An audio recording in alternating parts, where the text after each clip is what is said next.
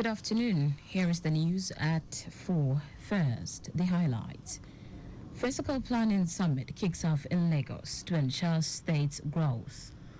World Bank approves $500 million COVID-19 grant for Nigeria. On the foreign scene, UN warns of humanitarian catastrophe in Lebanon amid Israel-Hezbollah war. In sport, English Football Association holds talks with Thomas Tuchel to replace Southgate as manager. Now the details. I am Taiwo Baruwa. A two-day physical planning summit has kicked off in Lagos State to ensure the state's growth guided by sustainable, inclusive and innovative planning principles.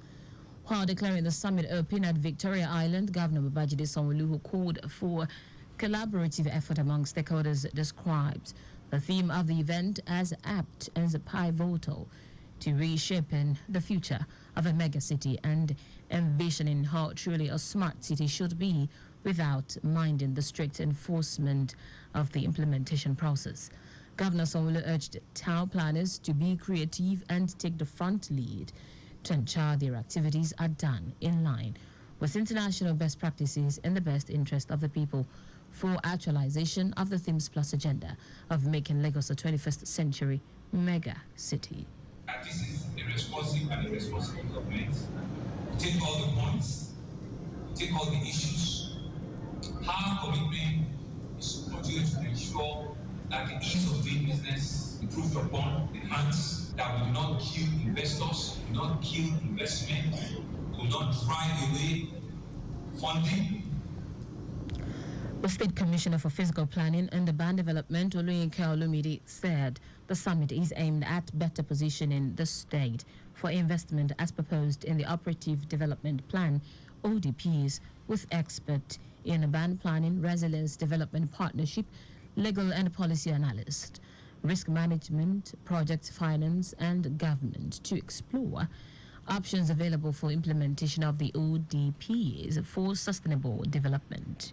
Lagos, we must leverage our successes to overcome our challenges. We owe it to ourselves, to our children, the future generation, to begin to us a defeated state. Earlier, the keynote speaker, former Minister of Works and Housing, Babatunde Fashola, identified the important roles of town planners and economic planners in envisioning how the city's environment will evolve and how the nature's assets are utilized for prosperity and growth of the state without any inconvenience to residents.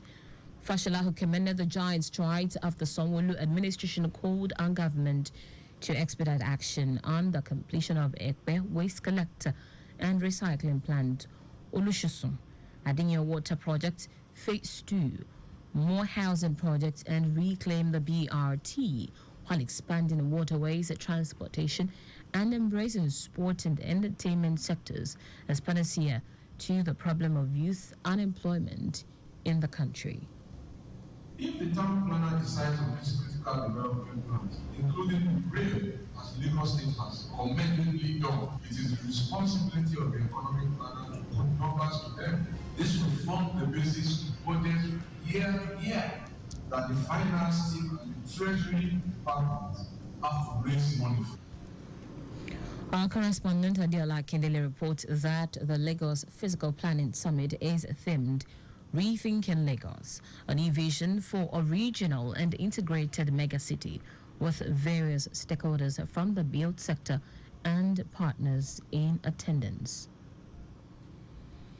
The Lagos State Environmental Protection Agency, LASEPA, has sealed off several establishments across the state in a bid to enforce environmental laws and protect public health.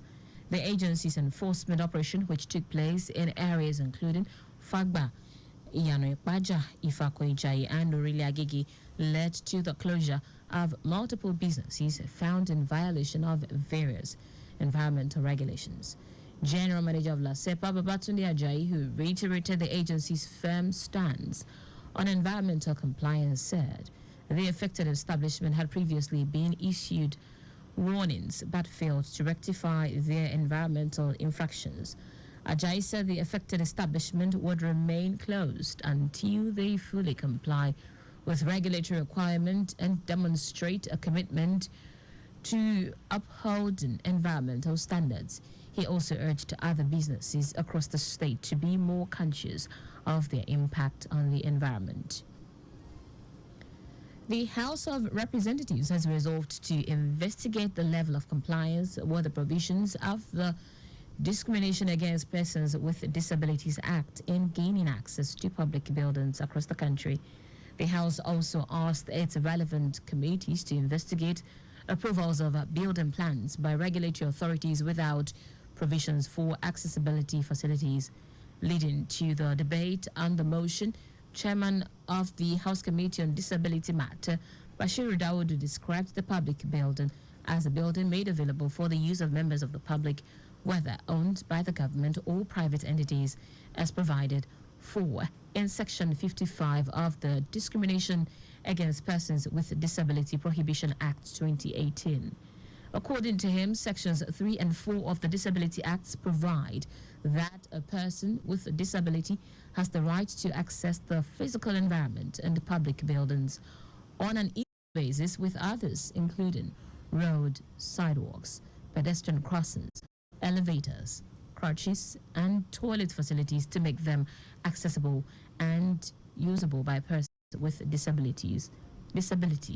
Dawood lamented that with the expiration of the transitionary period within which to make modifications, persons living with disabilities still cannot access public buildings.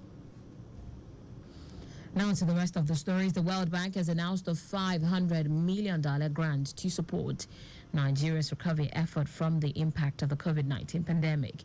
The fund will be utilized through the Nigeria Community Action for Resilience and Economic Stimulus (NG Cares) program. World Bank Task Team Leader for NG Cares, Lai Ersado, announced this at the end of a two-day peer learning and experience sharing meeting in Port Harcourt. The meeting was organized by the Federal Care Support Unit and the Ministry of Budget and Economic Planning. Ersado, who was represented by an official with NG Cares, Folusho Okumadewa, said the grant would also assist Nigeria's broader economic recovery initiatives.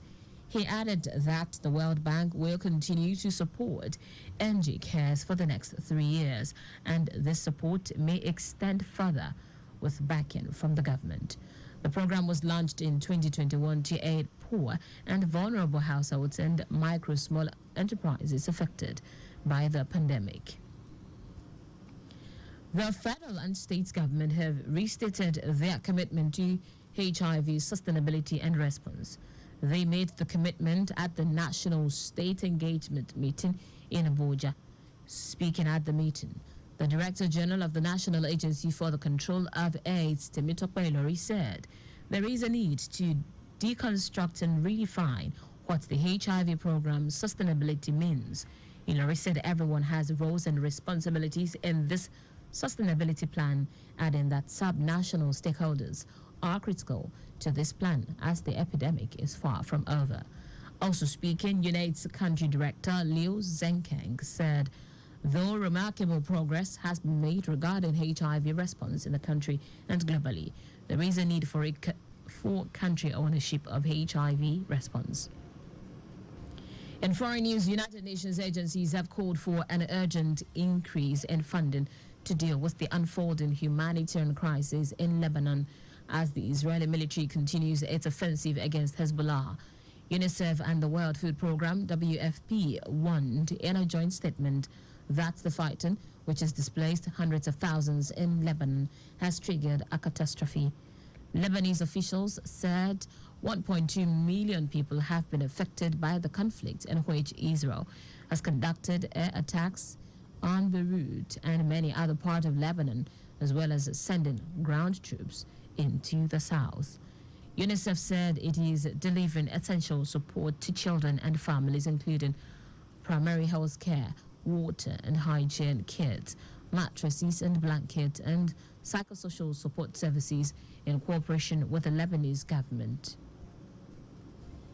In sport now, the English Football Association has accelerated its search for Gareth Southgate's successor, with former Chelsea and Bayern Munich manager Thomas Tuchel now emerging as the front-runner for the role.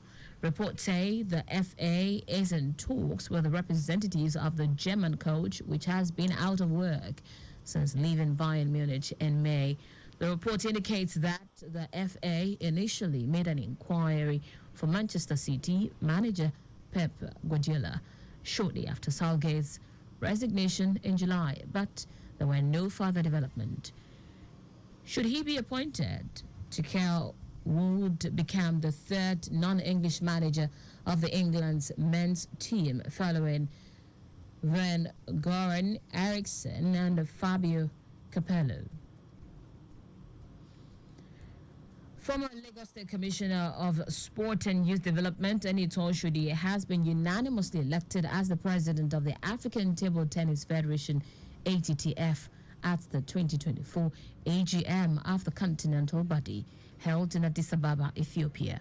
His election as the new ATTF Supremo means Oshodi is the only Nigerian now presiding over a continental sports body. And that's it on the news at 4. But just before we go, always carry out proper and adequate checks on your vehicles before setting out. You can follow us and like all our various social media platforms: X at Traffic Radio 961, Facebook Lagos Traffic Radio 96.1 FM, Instagram Lagos Traffic Radio 961. Subscribe and watch our news and programs live on YouTube at Traffic Radio 961.